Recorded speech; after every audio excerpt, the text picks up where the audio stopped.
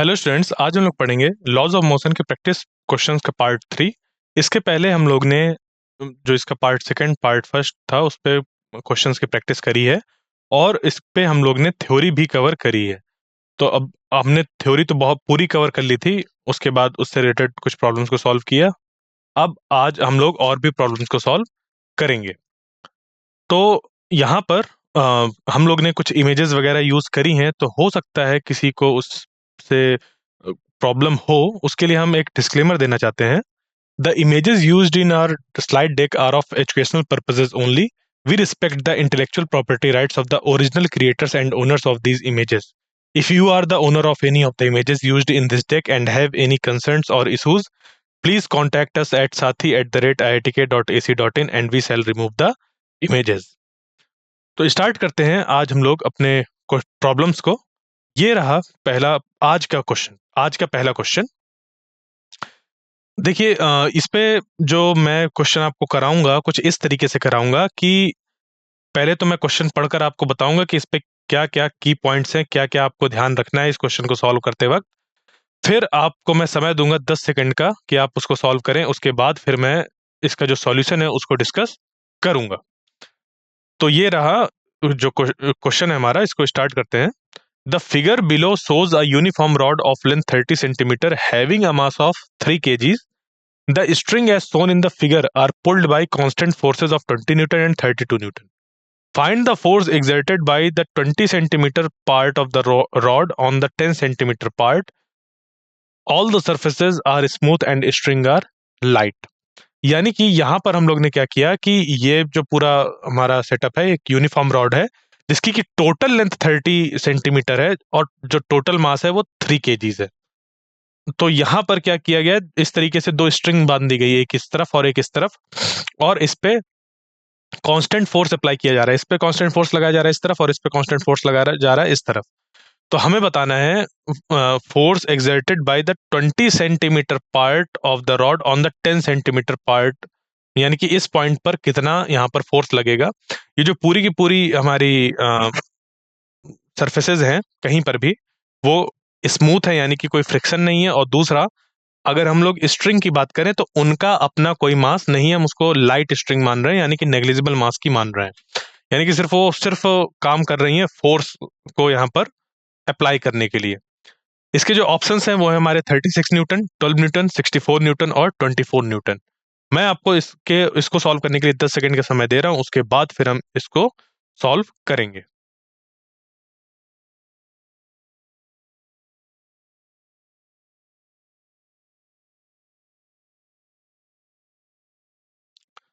आइए देखते हैं कि इसको हम लोग कैसे सॉल्व करेंगे। तो यहाँ पर सिंपल है हमारे पास कि अगर हम लोग बात करें इस पूरे रॉड की, इस पे नेट कितना फोर्स लग रहा है।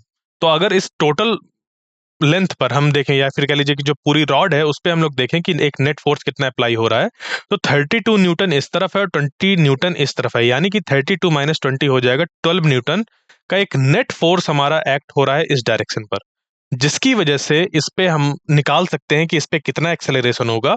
और वो निकल कर आ जाएगा कि ये जो हमने नेट फोर्स निकाला वो हो गया 12 न्यूटन डिवाइडेड बाई इस पूरी रॉड का मास, यानी कि 12 डिवाइडेड बाई 3। ये 12 हो गया न्यूटन और ये 3 हो गया केजीज पे। जब इसको हम लोग सॉल्व करेंगे तो निकल कर आ जाएगा 4 मीटर पर सेकेंड स्क्वायर। ये एक्सेलरेशन निकल कर आ गया, जिस एक्सेलरेशन के साथ रॉड क्या करेगा, आगे बढ़ेगा, या फिर कह लीजिए कि इस पे इतना एक्सेलरेशन आएगा। तो इक्वेशन ऑफ मोशन अगर हम लोग लिखें यहाँ इस 10 सेंटीमीटर पार्ट के लिए, तो एक्सेलरेशन तो हमें पता है कि इस पे कितना होगा और इसके लिए भी हमें एक्सेलरेशन पता है कितना होगा। बस अब बात ये रह जाती है कि हम इस वाले ब्लॉक के लिए फोर्स निकाल कर देखें कि कितना लगेगा कितना नहीं लगेगा। तो इसके लिए क्या करेंगे कि equation of motion of 10 centimetre part के लिए यहाँ पर मान लीजिए कि जो फोर्स लग रहा है इस तरफ वो कितना लग रहा है, एफ। अब क्योंकि ये यहाँ पर पॉइंट है तो जो अपोजिट डायरेक्शन पर फोर्स होगा वो भी इसके बराबर ही होगा, इक्वल एंड अपोजिट फोर्सेज होंगे क्योंकि यहाँ पर, ठीक है, according to third law of motion. अब यहाँ पर हमने क्या किया, मान लिया कि अगर इस तरफ फोर्स एफ लग रहा है तो इस ब्लॉक को अगर सिर्फ देखा जाए, इस ब्लॉक को अगर भूल जाया जाए कि इस तरफ भी कोई ब्लॉक है, हम भूल जाए कि यहाँ पर भी कोई चीज मौजूद है, तो क्या होगा कि यहाँ पर इधर फोर्स हो गया एफ और इस डायरेक्शन पर फोर्स हो गया 20 न्यूटन। अब क्योंकि ये पूरा का पूरा ब्लॉक इधर ए एक्सेलरेशन से जा रहा है, तो हम ये कहेंगे कि ये जो फोर्स एफ अप्लाई हो रहा है इस पॉइंट पर वो ग्रेटर है एज कंपेयर टू 20 न्यूटन। यानी कि F minus 20 is equal to M A. हम ये चीज लिख सकते हैं कि अगर इस ब्लॉक को भूल जाएं अगर हम लोग, तो हम ये कह सकते हैं कि 20 न्यूटन इधर लग रहा है और इस डायरेक्शन पर एक फोर्स लग रहा है, एफ फोर्स लग रहा है इस डायरेक्शन पर, जिसकी वजह से ये पूरा ब्लॉक मूव कर रहा है एक्स डायरेक्शन पर। अगर मान लीजिए कि एक्स डायरेक्शन है इधर, तो एक्स डायरेक्शन पर, जिसकी वजह से ये हो गया F minus 20 is equal to M A. और यहाँ पर जो मास है, इसका मास कितना हो जाएगा? देखिए, टोटल मास हमें दिया हुआ है कितना, 3 kgs, और लेंथ कितनी दी है, 30 सेंटीमीटर। तो अगर हम लोग मास पर यूनिट लेंथ निकाल लें, अगर हम लोग मास पर यूनिट लेंथ निकाल लें, तो ये निकल कर आ जाएगा 1 kg/सेंटीमीटर। और यहां पर जो दे रखा है 10 सेंटीमीटर ही है कि नहीं? ठीक है, सॉरी, इसको हम लोग जब सॉल्व करेंगे तो ये 0.1 kgs निकल कर आ जाएगा। ये एक्चुअली निकल कर आ जाएगा इतना। ठीक है, इतना पर सेंटीमीटर। तो हमें 10 सेंटीमीटर दे रखा है, तो 10 सेंटीमीटर के लिए जो मास निकल कर आ जाएगा, हम इस पे उसको फाइंड करने के लिए 10 का इस पे मल्टीप्लाई करा देंगे। तो जब इस पे 10 का मल्टीप्लाई होगा तो सेंटीमीटर सेंटीमीटर कैंसिल हो जाएगा, निकल कर आ जाएगा 1 kgs। तो 10 सेंटीमीटर का जो हो गया वो निकल कर आ गया यहाँ पर हमारा मास 1 kgs। और इसी तरीके से 20 के जब मल्टीप्लाई कराएंगे तो ये निकल कर आ जाएगा 2 kgs, और इधर वाला 1 kgs। ये हमें निकल कर आ गया। एक तो तरीका ये है, दूसरा हम कुछ इसको इस तरीके से भी निकाल सकते हैं कि मान लीजिए कि टोटल लेंथ अगर हमारी एल थी, ओके, अब हुआ क्या कि इसका एक टुकड़ा इधर बन गया और दो टुकड़े इधर बन गए, यानी कि टोटल 3 टुकड़े बन गए। तो जो टोटल मास होगा वो भी 3 टुकड़ों में डिवाइड हो जाएगा, यानी कि 3 kgs भी हमारा 3 टुकड़ों में डिवाइड हो जाएगा, जिससे कि एक टुकड़ा का जो मास होगा वो 1 kg निकल कर आ जाएगा। तो इधर एक टुकड़ा था, इधर दो टुकड़ा था, तो एक टुकड़े का मास 1 kg निकल कर आ गया। इस तरीके से भी हम लोग निकाल सकते हैं। और दूसरे वाले टुकड़े का जो होगा वो 2 kg हो जाएगा। मतलब दूसरा टुकड़ा होने की वजह से 2 kgs नहीं है इनकी, क्योंकि लेंथ ऐसी दी हुई है, इस वजह से है ये। क्लियर? अगर अगर ये दोनों 15-15 सेंटीमीटर के होते तो 1.5 और 1.5 kg पे ये दोनों ब्रेक हो जाते। बात समझ पे आ गई? तो अब यहाँ पर क्या है कि हम लोग ने जो मास है इस वाले ब्लॉक का उसको पुट कर दिया, एक्सेलरेशन हमें पता ही है, ये निकल कर आ गया। तो यहाँ से एफ जब हम लोग निकालेंगे तो निकल कर आ जाएगा एफ इज इक्वल टू 4 + 20 यानी कि 24 न्यूटन। ये निकल कर आ गया। तो इसी चीज को अगर हम लोग बिल्कुल सेम प्रोसीजर फॉलो करें इस ब्लॉक के लिए, कि इस ब्लॉक में जो फोर्स है वो कितना है इस डायरेक्शन पर, 32 न्यूटन का। तो यहाँ पर अगर हमने फोर्स माना था कि इधर फोर्स एफ है, तो इधर भी इसके जस्ट अपोजिट पे एफ फोर्स होगा। यानी कि अगर सिर्फ इस ब्लॉक को देखें, इस ब्लॉक को अगर हम लोग देखते हैं, तो इस पे फोर्स इस तरफ आएगा और इस पे फोर्स ये वाला इस तरफ आएगा। तो 32 newton minus F is equal to हो जाएगा मास इंटू एक्सेलरेशन। इस पे जब हम लोग वैल्यूज को पुट करेंगे तो F is equal to 24 newton निकल कर आ जाएगा, जो कि हमारा वेरीफाई भी कर रहा है Newton third law of motion को, कि इस पॉइंट पर जो फोर्स होंगे, क्योंकि ये इंटरनल फोर्सेस की तरह एक्ट करेंगे, तो ये दोनों इक्वल एंड अपोजिट होंगे इस पॉइंट पर। ठीक है, तो हमारा जो आंसर डी होगा वो करेक्ट हो जाएगा, 24 न्यूटन। आगे बढ़ते हैं नेक्स्ट क्वेश्चन पर। Two masses m1 equal to 5 kgs and m2 4.8 kgs tied to a string are hanging over a light frictionless pulley। एक लाइट फ्रिक्शनलेस पुली से ये हैंग्ड है। What is the acceleration of the masses produced when system is free to move. तो हम अगर बात करें कि एक्सेलरेशन क्या होगा इन मासेस पर, अगर इसको हम लोग फ्री छोड़ दें मूव करने के लिए, ठीक है, तो हमें बताना है, बस ये ध्यान रखना है कि ये जो हमारा मोशन है वो कंस्ट्रेन्ड मोशन है, ये आपस में कनेक्टेड है, कि जिस एक्सेलरेशन से ये ऊपर जाएगा उसी एक्सेलरेशन से ये नीचे जाएगा। बस इतना हमें ध्यान रखना होगा, और इसको निकालने के लिए हमारे पास फॉर्मूले पहले से ही हैं, तो उनका आप इस्तेमाल करेंगे। मैं आपको 10 सेकंड का समय दे रहा हूं, आप इसको सॉल्व करिए, उसके बाद फिर हम इसके सॉल्यूशन को डिस्कस करेंगे।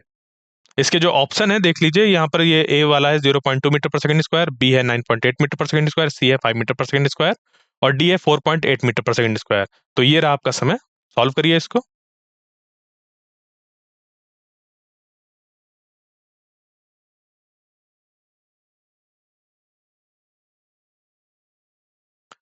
आइए इसको हम लोग देखते हैं कि किस तरीके से इसको सॉल्व किया जाएगा। तो यहाँ पर क्या है कि हमारे पास दो मास दे रखे हैं। अब जैसे ही इनको रिलीज किया जाएगा कि इसके ये फ्री टू मूव है, ये मूव कर सकते हैं, तो ये ऊपर जाएगा और ये नीचे जाएगा।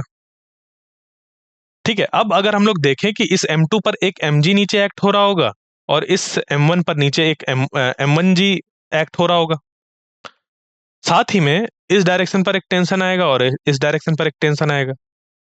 अब यहां पर इसके कारण से होगा क्या कि क्योंकि इस पे एक्सेलरेशन मौजूद है, इसमें एक्सेलरेशन मौजूद है, तो जो यहाँ पर टेंशन यहाँ पर जनरेट होगा वो टेंशन इतना ज्यादा है कि इस M2 को काउंटर बैलेंस करके ऊपर एक एक्सेलरेशन प्रोवाइड कर रहा है। जबकि यहां पर जो टेंशन है वो कम है एज कंपेयर टू M1g। यहां पर M1g की वैल्यू ज्यादा है, तभी इसमें नीचे की तरफ फाइनल मोशन हो रहा है, एक्सेलरेशन डाउनवर्ड एक्ट हो रहा है फाइनल।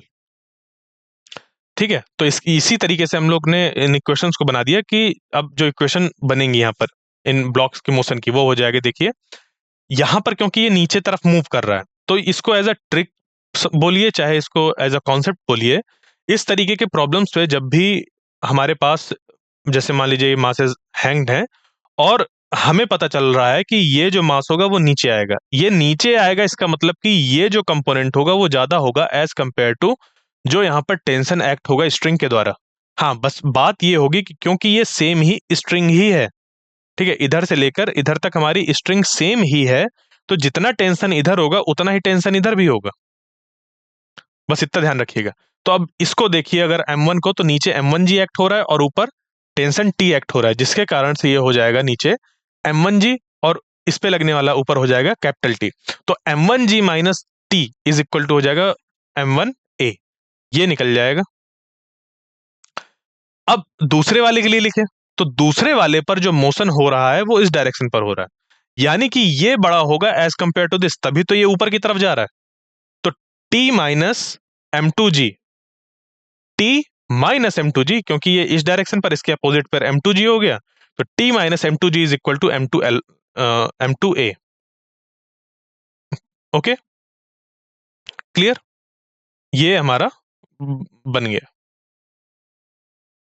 ठीक है, ये ए है, ठीक है, ये निकल गया। अब इनको जब हम लोग सॉल्व करेंगे तो हमारे लिए निकल कर आ जाएगा ए बराबर ये। तो ये एज अ फॉर्मूला भी हम लोग डायरेक्ट यूज कर लेते हैं, अगर आपने कई बार इस तरीके क्वेश्चन को सॉल्व कर रखा है तो ये आपको याद हो जाएगा। बट यहाँ पर निकाल कर एक बार आपको बता दिया गया कि अगर भूलता है तो हम कैसे इसको फाइंड करते हैं। इन इक्वेशंस को बनाकर टी की वैल्यू एक से निकालकर दूसरे में पुट करते हैं और ये आंसर निकल कर आ जाता है, क्योंकि टी दोनों केस में सेम है हमारा। बात समझ पे आ गई इस तरीके क्वेश्चन को कैसे सॉल्व करते हैं। दो चीजें हैं वो हमें ध्यान रखनी है, वहां से हमारा हो जाएगा कि ये कंस्ट्रेंट मोशन है, तो जितना टेंशन, अब क्योंकि ये स्ट्रिंग ही एक ही है, तो जितना टेंशन इधर होगा उतना ही टेंशन इधर होगा, और एक्सेलरेशन इसका इस डायरेक्शन पर होगा, इसका इस डायरेक्शन पर होगा, क्योंकि कनेक्टेड है, तो एक ऊपर जाएगा तो एक नीचे जाएगा, बस इतना मानकर हम लोग सॉल्व कर लेते हैं। ठीक है, आपको इस पे ये भी बहुत ज्यादा सोचने की जरूरत नहीं है कि कौन ऊपर जाएगा कौन नीचे, बस इतना आपको ध्यान रखना है कि अगर ये इसको आपने ऊपर जाते हुए माना है तो इसको आपको नीचे जाते हुए मानना है बस।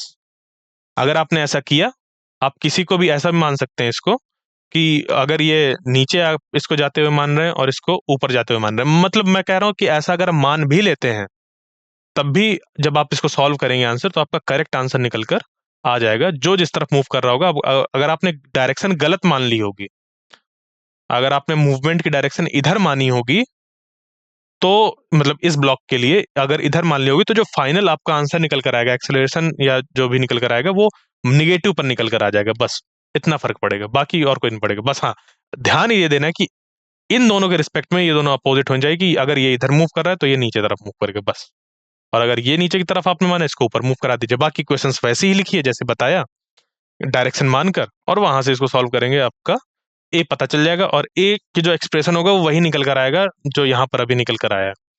ठीक है, आप एक बार इसको करके देखिएगा, आपको समझ पे आ जाएगा। तो यहाँ पर ये हो जाएगा कि लेट अस सपोज जो M1 है वो 5 kgs है और जो M2 है वो 4.8 kgs है। तो इस पे जब वैल्यू पुट करेंगे तो जी की वैल्यू हमने ये मानी, इसको जब पुट करेंगे तो एक्सेलरेशन की वैल्यू हमारी 0.2 मीटर पर सेकंड स्क्वायर निकल कर आ जाएगी। तो यही हमारा आंसर हो जाएगा, 0.2 मीटर पर सेकंड स्क्वायर। इसको जब हम लोग सॉल्व करेंगे कैसे कि 5 माइनस 4.8 डिवाइडेड बाई 5 प्लस 4.8, तो ये इसको करेंगे तो ये आ गया 0.2 और नीचे आ जाएगा 9.8 और इधर पे इंटू 9.8, 9.8 से 9.8 कैंसिल आउट, निकल कर आ गया 0.2 मीटर पर सेकेंड स्क्वायर। क्लियर?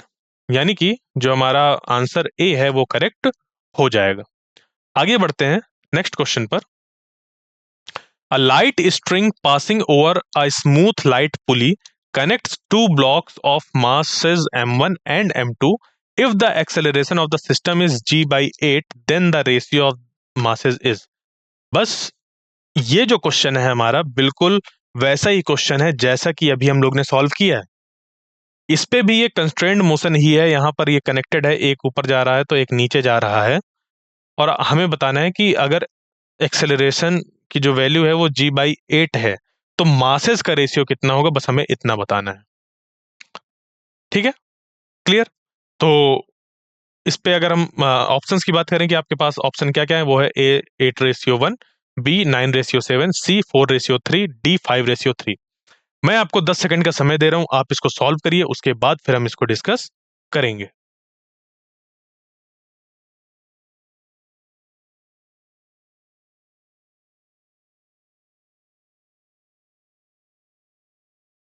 आइए इसको सॉल्व करते हैं। तो जैसा कि मैंने बताया कि यहाँ पर ये जो स्ट्रिंग है इसको हम लोग सबसे पहली बात कि लाइट स्ट्रिंग मान रहे हैं, यानी कि स्ट्रिंग के मास का कोई यहाँ पर कंट्रीब्यूशन नहीं है, सिर्फ ये काम आ रहा है जो कनेक्शन है दो मासेस के बीच में उसको स्टैब्लिश करने के लिए। ठीक है, और ये कैसी पुली है, ये एक स्मूथ पुली है। स्मूथ पुली का मतलब फ्रिक्शनलेस पुली है। Connects to blocks of masses m1 and m2। अब इनको क्या किया गया है, m1 और m2 को आपस में कनेक्ट कर दिया गया है इस स्ट्रिंग से। ठीक है, तो अगर इस पूरे सिस्टम पर हमें एक्सेलरेशन g/8 देखने को मिल रहा है तो रेशियो मास का क्या होगा। तो इसके लिए अभी जैसे हम लोग ने एक्सप्रेशन निकाला था ए का, ये वैसे ही निकल कर आ जाएगा, यानी कि एक तरीके से फॉर्मूला है। जब इस तरीके का सिस्टम होता है तो इस पे जो ए की वैल्यू होती है वो हमारी ये होती है।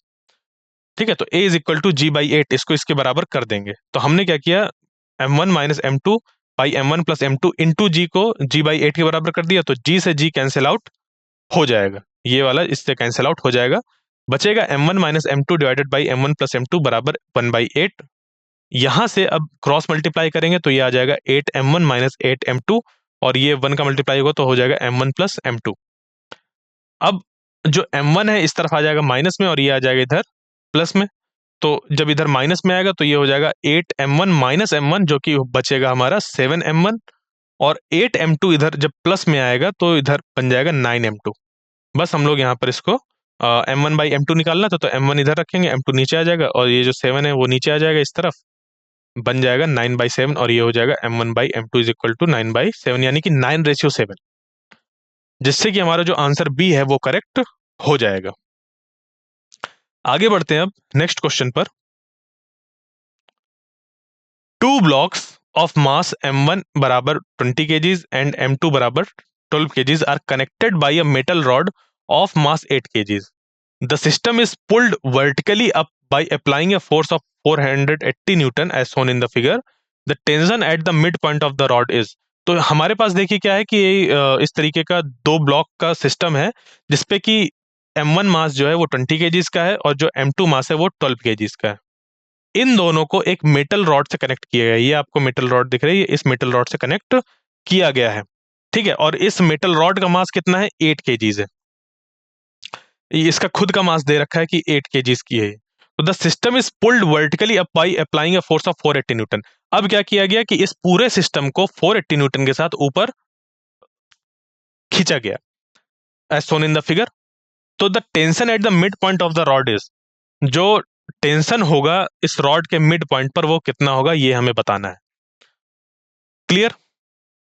यानी कि इस तरीके का क्वेश्चन आपने अभी किया है, मैं आपको हिंट दे रहा हूं कि आपने इस तरीके का क्वेश्चन किया है जहां पर कि अभी हमने माना था कि एक रॉड ऐसा है और इस पे इधर फोर्स लग रहा है, इधर फोर्स लग रहा है, और इस पॉइंट पर हमें बताना था कितना होगा। तो वहां पर हम फोर्स की बात कर रहे थे, उसी तरीके से यहाँ पर भी एक तरीके से फोर्स ही तो निकालना है, टेंशन फोर्स ही तो है, तो हमें इस रॉड के मिड पॉइंट पर बताना है। तो अब आप समझ सकते हैं कि आपको क्या करना है यहाँ पर। यहां पर आपको इस तरीके से दो हिस्सों में इसको बांट कर देखना है। ओके, तो मैं आपको 10 सेकंड का समय दे रहा हूं, आप इसको सॉल्व करिए, उसके बाद फिर हम इसके सॉल्यूशन को डिस्कस करेंगे। इसके जो ऑप्शंस हैं वो हैं ए बराबर 144 न्यूटन, बी 96 न्यूटन, सी 40 न्यूटन, डी 190 न्यूटन। ठीक है, तो ये रहा आपका समय, आप सॉल्व करिए, उसके बाद फिर हम इसको डिस्कस करेंगे।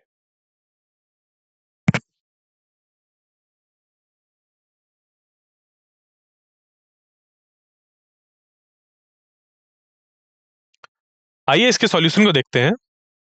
तो जैसे मैंने बताया कि यहाँ पर हमें क्या करना है, बस इतना ध्यान देना है कि जो सिस्टम है हमारा, ठीक है, जो सिस्टम है हमारा, इस सिस्टम पर हमें अगर इस रॉड के मिड पॉइंट पर फाइंड करना है, तो हम लोग ये मान लेंगे कि जो सबसे पहले तो इस पूरे सिस्टम का हम निकाल लेंगे एक्सेलरेशन, कि किस एक्सेलरेशन से इसको ऊपर पुल किया जा रहा है। ठीक है, सबसे पहले हम ये कंसीडर करेंगे।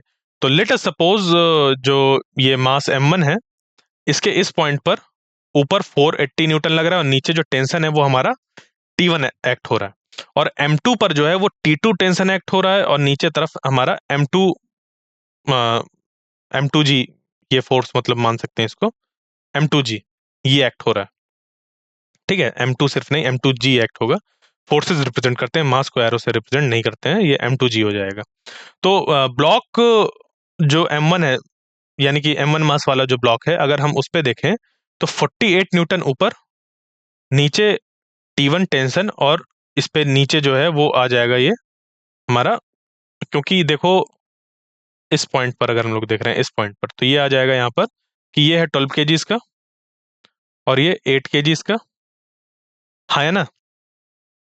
ठीक है, तो टोटल यहां से लेकर यहां तक जो मास होगा वो हो जाएगा 20 केजीज। ठीक है, कितना हो जाएगा? 20 केजीज हो जाएगा। ठीक है, क्लियर। उसी को यहाँ पर रख दिया गया है, मतलब इस तरीके से मान लीजिए कि एक टुकड़ा ऊपर हो गया और एक टुकड़ा नीचे हो गया। ठीक है, ये M1 हो गया, और दूसरा टुकड़ा ये पूरा 20 केजीज का नीचे हो गया, इसको यहाँ से यहाँ तक मान लिया, ये सिर्फ ब्लॉक नहीं, इस पूरे का। तो 480 minus T1 minus 20G divided by 20 A, क्योंकि इसका मास खुद का 20 केजीज दे रखा है, तो A हमारा यहाँ से ये निकल कर आ जाएगा। अब यहाँ पर क्या है कि अगर हम लोग देखें कि जो मास M2 है, M2 मास के लिए नीचे T2 हो जाएगा। ठीक है, मतलब इस तरफ, सॉरी, जो M2 मास है इसके लिए ऊपर तरफ हमारा T2 हो जाएगा, और M2G इस पे नीचे एक्ट होगा। तो ये हो गया हमारा M2 के लिए T2 minus 12G divided by 12 बराबर A, ये भी उसी के बराबर निकल कर आएगा। अब ये जो दोनों A है इनको हम लोग बराबर कर देंगे, जिससे कि बन जाएगा 480 minus T1 minus 20G divided by 20 equal to T2 minus 12G by 12। यहाँ पर हम लोग G की वैल्यू अगर 10 मीटर पर सेकंड स्क्वायर लें, इसको सॉल्व करने से हमारा एक इक्वेशन मिल जाएगी, 5T2 plus 3T1 is equal to 1440। ठीक है, इन दोनों इक्वेशन को सॉल्व करने से ये हमारा बन जाएगा। ठीक है, सिंपल है ये कि इसको 12 इधर मल्टीप्लाई करेंगे और 20 का इस पे मल्टीप्लाई करेंगे, फिर T1 T2 वाले भी एक तरफ, और जो कांस्टेंट है एकदम वो एक तरफ चला जाएगा। अब अगर हम लोग देखें कि जो ये रॉड है, ठीक है, तो इसके दोनों एंड पर जो टेंशन है वो कैसा है? डिसिमिलर है। जो दोनों एंड पर टेंशन है वो कैसा है? डिसिमिलर है, यानी कि सिमिलर नहीं है। तो इनके टेंशन पर कितना डिफरेंस है? तो अगर हम लोग यहां पर देखें इस पॉइंट पर, तो इस पे टेंशन है हमारा T1।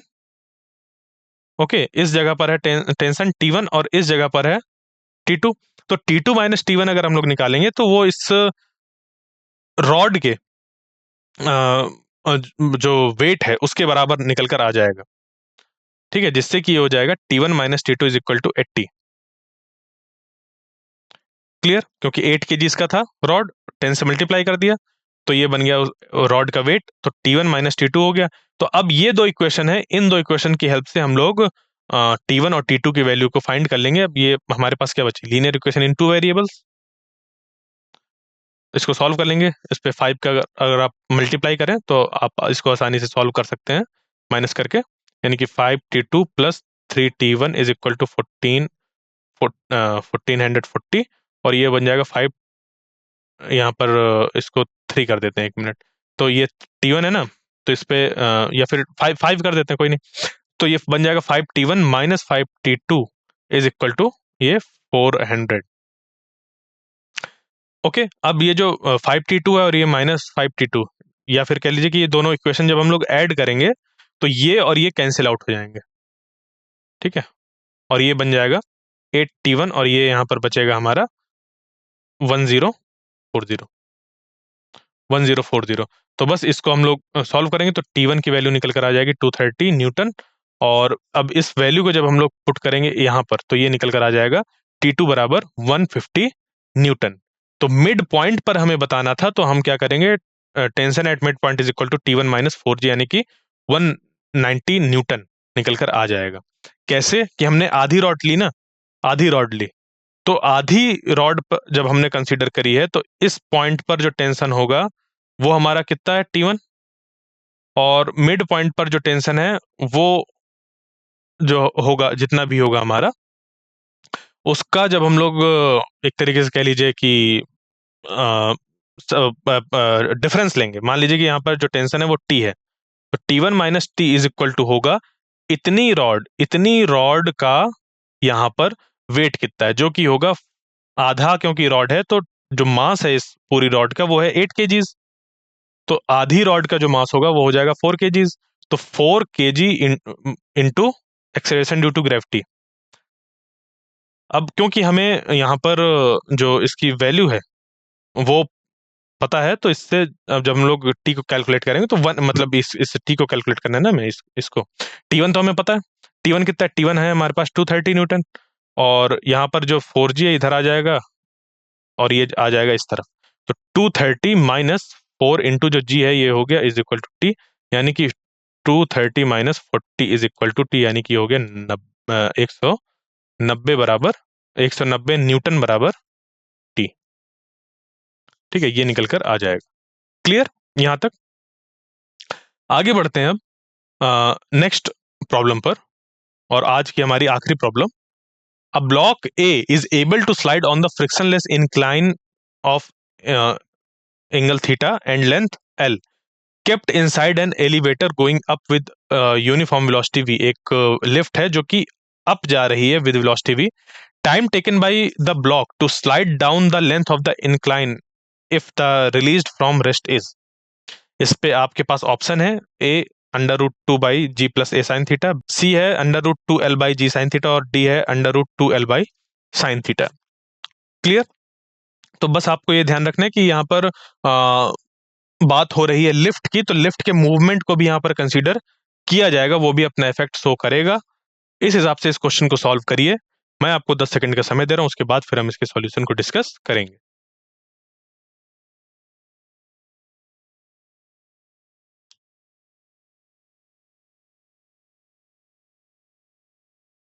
आइए देखते हैं इसके सॉल्यूशन को कि हम इसको कैसे इस पूरे सिचुएशन को एनालाइज करें और इसको सॉल्व करें। तो हमसे पूछा गया है कि time taken by the block to slide down the length of the incline if released from the rest. अगर इस पूरे की जो लेंथ है वो कितनी है, एल है, इस पूरे की जो लेंथ है वो कितनी है, एल है, तो इस पूरी लेंथ को स्लाइड डाउन करने में कितना लगेगा। यानी कि हमें इस पूरी लेंथ को स्लाइड डाउन करने में जो इस ब्लॉक में सबसे पहले तो ये देखना होगा कि एक्सेलरेशन कितना है, और उस एक्सेलरेशन से फिर हम यहाँ पर देखेंगे स्लाइड डाउन हो रहा है कि नहीं। तो यहाँ पर अगर हम लोग देखें, देखिए क्या दे रखा है कि विद यूनिफॉर्म वेलोसिटी v ये लिफ्ट मूव कर रही है। तो अगर लिफ्ट यूनिफॉर्म वेलोसिटी v से मूव कर रही है तो इसका जो इफेक्ट पड़ेगा इस मोशन पर वो कुछ नहीं होगा।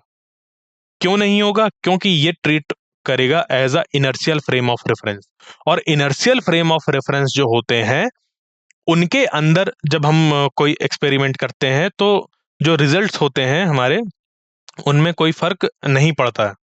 यानी कि जो, क्योंकि एक्सेलरेटिंग फ्रेम नहीं है ये, इस कारण से इस पे जो एक्सेलरेशन वगैरह है उस पे कोई फर्क नहीं पड़ेगा। जो हम एक्स्ट्रा एक्सेलरेशन वगैरह ऐड करते थे वो नहीं फर्क पड़ेगा, क्योंकि कांस्टेंट वेलोसिटी से ही मूव कर रहा है। तो इस हिसाब से हम लोग क्या करेंगे, इसको सिंपली मानेंगे कि इधर जी है तो इधर हमारा हो जाएगा जी कॉस थीटा और इधर हो जाएगा जी साइन थीटा, जैसे कि हमने यहाँ पर बना रखा है कि इधर हो गया जी और इधर हो गया जी कॉस थीटा, इधर हो गया जी साइन थीटा। क्योंकि ये वाला एंगल थीटा है तो ये वाला एंगल हमारा थीटा हो जाएगा। बस यहां से फिर हम लोग ने क्या किया, इस डायरेक्शन पर जो एक्सेलरेशन है वो पता कर लिया, यानी a is equal to g sine theta. तो जो लगने वाला समय होगा वो हो जाएगा half g sine theta t square, और ये हो जाएगा एल। ठीक है, एल लेंथ।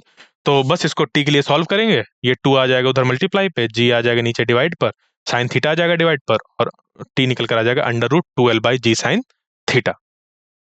यानी कि ऑप्शन जो सी है वो करेक्ट हो जाएगा। बस आपको ये ध्यान देना है कि ये कांस्टेंट वेलोसिटी, यूनिफॉर्म वेलोसिटी दे रखा है, तो इस पे एक्सेलरेशन है ही नहीं इस हमारे लिफ्ट में, जिसके कारण से इसके मोशन पर कोई फर्क नहीं पड़ेगा। आप मान सकते हैं कि यहाँ लिफ्ट मौजूद ही नहीं है, मान सकते हैं कि लिफ्ट यहाँ पर मौजूद नहीं है। तो जब लिफ्ट मौजूद नहीं है तो आप सिंपली सिचुएशन को इस तरीके के क्वेश्चन तो आपने किए ही हैं। तो आई होप जो आज का लेक्चर था वो आपको समझ पे आया होगा। मिलते हैं नेक्स्ट लेक्चर में, तब तक के लिए धन्यवाद।